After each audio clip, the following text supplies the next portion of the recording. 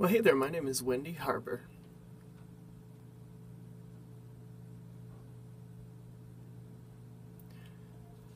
Right now, I work and I service master's students in higher education in Boston, Massachusetts.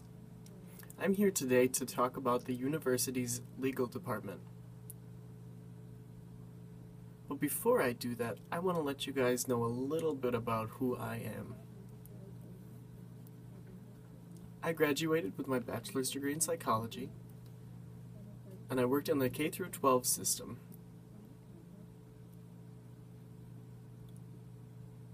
Now, I worked every day in the education system with deaf children and Deaf Plus.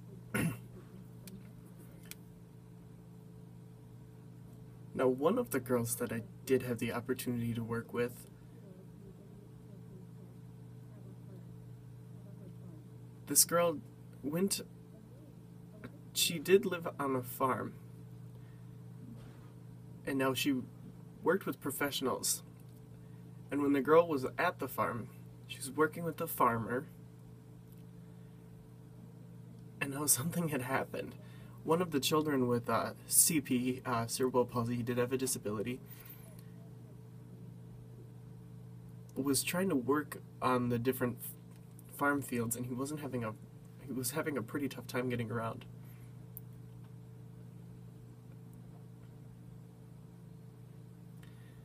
The reason this boy was at the farm was it was good for his physical therapy. He was able to get around and work with the machines.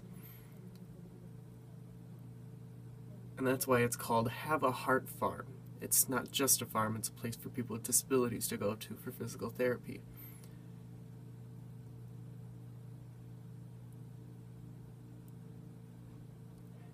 Now, the house was big, and it did have a caretaker, the farmhouse. And any child, disabled or not, could go to this farm, and they would be taken care of by the farmer and the staff at this place.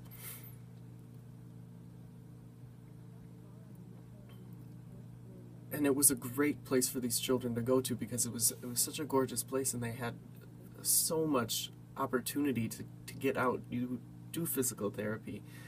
They didn't only have physical therapy, but they had speech therapy and any kind of therapy you can imagine. And it was not a hospital feel. It was a farm.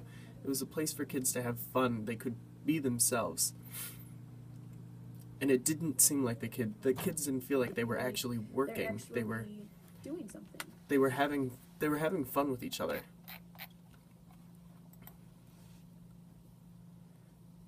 And the children, when they would have to go to speech therapy, they wouldn't even know that they were going to speech therapy because they were having so much fun.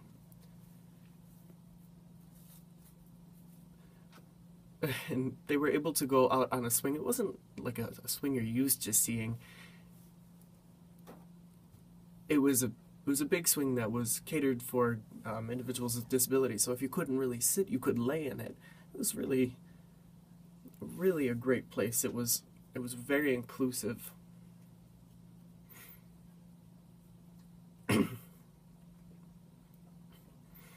And the playground was heated, luckily, being in Wisconsin. So they could play in the winter time. And this farm, like I said, was a place for all children to go to. So that was what I used to do, and now I'll talk about my two philosophies on disabilities. So we have there's two models and two theories that we do, interactive and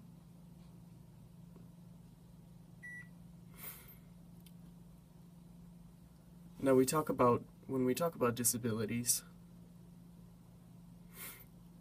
if it's a physical disability, there's nothing really wrong with you as a person. It's just you aren't able to meet with your peers. You have to rely on a wheelchair, a ramp, or something. You can't. It's not that it's the child's fault. It's that they have a physical disability and the environment is not appropriate for them. Now, the other model of disabilities is a different perspective that, like I said before, the other model was people with disabilities and that the environment is the problem, and the other model or theory is that the child that itself has a disability. It's not that we can't cater to the individual, it's that the individual needs to cater to us and be able to work in our environment.